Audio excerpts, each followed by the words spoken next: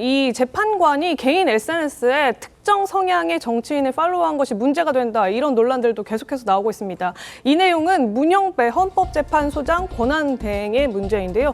지금 보여드린 것처럼 문영배 권한대행의 SNS 팔로우 목록이 화제가 되고 있습니다. 특히나 이제 야권 성향의 SNS를 위주로 팔로우하고 있는 것이 아니냐, 이런 얘기들이 나오는 건데, 난 피도 파란색, 이런 민주당 지지자 계정에 또 이재명 대표님 힘내세요, 이런 소개 그린 계정을 문영배 소장이 팔로우하고 있다. 네. 또 안기령 전 민주당 대변인도 팔로우를 하고 있다. 그리고 또 김건희 특검, 윤석열 탄핵, 이런 주장을 내놓거나 아예 또 계정 이름이 윤석열 기소 구속 이렇게 돼 있는 계정을 팔로우하고 있다. 이런 내용들이 같이 확인이 된 겁니다. 네. 이 윤석열 기소 구속 이런 계정 같은 경우에는 최근에 아마 생겨난 계정일 걸로 보이는데, 아마 문영배 수장이 최근까지도 이런 계정들을 SNS상에서 팔로우하고 있다는 것과 함께 이 문 소장이 지금 이 윤석열 구속 기소를 주장하고 있는, 이 SNS 팔로우를 하고 있는 상황에서 윤석열 대통령 탄핵 심판을 관여하고 있는 재판관이기 때문에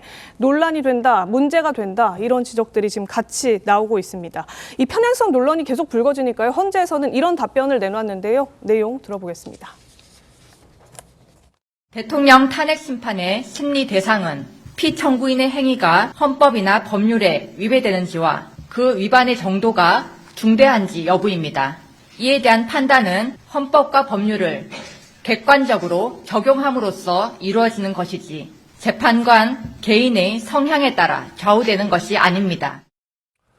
뭐 헌법재판소 공보관은 저렇게 얘기를 하고 있습니다만, 어쨌든 문형배 권한대행의 SNS 논란은 계속 이어지고 있고 계속해서 새로운 것들이 또 드러나고 있는 그런 상황입니다. 장은주 변호사님, 네. 헌법재판소 권한대행 문영배 재판관의 SNS 흔적들 괜찮습니까? 어떻게 보십니까? 글쎄요, 저는 이 문영배 대행이 개인적으로 SNS를 어떻게 썼고, 그리고 또 이제 어떤 사람들을 팔로우했고, 팔로우 목록에 누가 있고, 네. 이런 부분들이 일각에서 보기에는 불편해 보이거나 부적절해 보일 수는 있겠지만, 도대체 이것이 대통령의 탄핵 심판이라는 헌법 재판에 어떻게 영향을 미친다는 것인지 사실 이야기가 어렵습니다. 사실 이런 부분까지도 세세하게 문제를 삼겠다라는 것은 결국에는 헌법재판소에서 나올 탄핵 심판에 대한 결과가 어떻든지 간에 이것을 불복하겠다라는 것을 깔고 이야기하는 것이 아닌가라는 우려가 굉장히 크게 드는데요.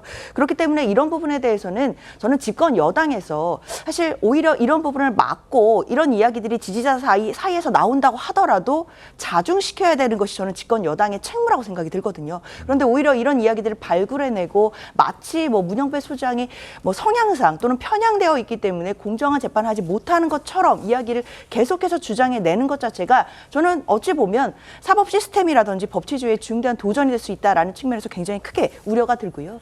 어차피 재판관은 판결로 말하는 겁니다. 문영배 소장이 앞으로 어떤 판결을 할지를 보면 될 것이고, 그리고 예전 판례에서도 이재명 당시 경기도지사가 남양주와의 어떤 그 권한쟁의 심판이 있었을 때도 남양주 씨의 편을 들어줬다, 손을 들어줬다라는 것이 또 밝혀진 내용 아니겠습니까? 네. 이렇게 본다라고 한다면 문영배 소장에 대해서 지금 지나치게 어떤 SNS라든지 어느 편향성 가지고 공격하는 것 자체가 저는 좀 우려되는 지점이 아닌가라는 생각 듭니다. 알겠습니다. 판사, 쉽게 얘기하면 심판입니다. 심판. 그러니까 잘못했던 사람과 이걸 아니다라고 주장하는 사람 사이에서 객관적으로 또 공정하게 어떤 판결을 내려줘야 되는 심판 역할을 해야 되는 사람인데, 그래서 판사들은 사실 SNS라든지 이런 정치적 성향, 어떤 개인적인 생각들을 드러내는 것을 굉장히 자제하고, 그런 자제함을 또 요구받고 있는 그런 상황인데, 저렇게 드러내면 어떻게든 성향을 이미 알아버린 거잖아요. 알아버린 상황에서 어떤 결과가 나올지 충분히 예상도 가능할 수도 있는데, 그리고 그동안에 받아들인다? 헌법재판관이 일반 판사와는 좀 다르죠. 헌법재판소는 이제 꼭 법률적인 판단만 한다고 보기는 어렵습니다. 네. 그거는 이제 그냥 저희 같은 사람들, 평론가들의 평가입니다. 헌법재판소가 그동안에 내렸던 것들을 쭉 보면 네. 사실 우선 민주당이 추천한 사람이 있고 국민의힘이 추천한 사람이 있고 네. 그렇게 돼 있는 거 아닙니까? 그러다 보니까 편향성이 전혀 없다고 얘기할 만한 사람은 아마 별로 없을지도 몰라요. 그러나 이제 그게 현실이긴 한데, 그럴 경우라도 지금 특정인의 거의 노골적으로 이 사람은 그 이런 결정에서 이렇게 될 거야라고 충분히 예측 가능한 정도면 그건 그 어떤 뭐 심판을 볼 필요도 없는 거죠. 지금 그런 차원에 있는 게 바로 문영배 헌재소장 권한대행 아닌가 이런 생각이 들을 수밖에 없는 것이 과거의 행적 같은 걸 보면 네. 결국은 뭐 그 거의 뭐 묻지마식으로 어느 한 편을 들고 있었던 것 아니냐. 그러면 앞으로 지금 이번에 이진숙 방송통신위원장 탄핵건에도 문영배 소장이 어느 편을 들었는지는 뭐 사전부터 충분히 예상이 돼 있던 거고, 그러면 이제 결국 윤석열 대통령 탄핵 심판도 문영배 소장은 어느 편을 들 것이야라는 거 아마 그 확인이 될 가능성이 대단히 높고, 그에 앞서서 오늘 바로 이 그 최상목 권한대행이 뭐 임명 보류 헌법 망은영 후보자 여기에 대해서도 아마 충분히 예측 가능한 거 아닌가요?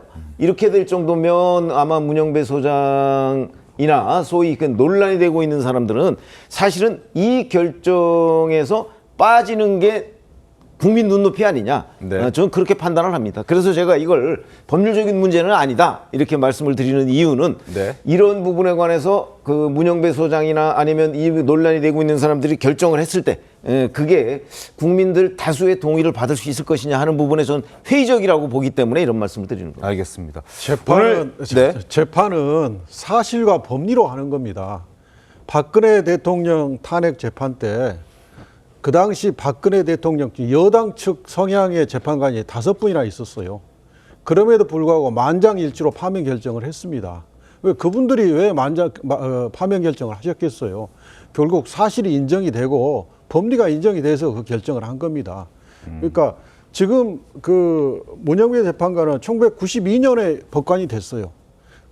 그 30몇 년 동안 법관으로서 활동을 해왔고 3개월만 있으면 이제 헌법재판관도 이제 퇴임할 분입니다. 근데 지금까지는 가만히 있다가 왜 윤석열 대통령에 대한 탄핵 심판을 앞두고 이런 논란을 벌이냐 이겁니다. 이것은 헌재 흔들기입니다. 또한 그렇다고 해서 민주당 지지자들이 윤석열 대통령이 임명하거나 국민의힘에서 추천한 헌법재판관에 대해서 이런 흔들기를 하지 않잖아요. 정상적이라면 헌법재판소가 대통령 탄핵 사건을 신속히 빨리 결정을 하고 헌법 질서를 빨리 회복하도록 네. 지켜보는 게 정답입니다. 알겠습니다. 그거에 대해서 반론이 있는 게 민주당 쪽에서 헌재 흔들기를 안 했냐? 아니에요. 정혁식 재판관에서 흔들기 했었죠. 근데 정혁식 재판관이 그렇게 흔들기를 하다가 오히려 윤석열 대통령의 변호인을 추궁하는 장면 이후에는 그런 논란이 사그라든 거예요. 그러니까 행동으로 보여줘야 되는 거예요. 문영재 재판관은 여태까지 논란이 없었다는 게 그건 그 팩트가 아닌 게 2011년부터도 SNS 글로 인해서 설화를 겪었었어요. 네. 이분은. 그러니까 여태까지 있었던 거에 대해서 다시 또 지적하는 건 공정한 재판을 촉구하는 의미에선 새겨들어야 된다 생각합니다. 네, 알겠습니다. 오늘 조선일보 칼럼을 보면 헌재를 향해서 일침을 날리는 칼럼이 있었습니다. 그러니까 법과 원칙에 따라서 확실하게 판결을 내려주길 바란다. 정치적 성향 이런 거 드러내지 말고 법조인이 됐을 때 그 초심을 생각하면서 법과 원칙을 지켜달라고 메시지를 내놨던데요. 오늘 법안에 따라 어떤 판단을 저희가 한번 지켜보도록 하겠습니다.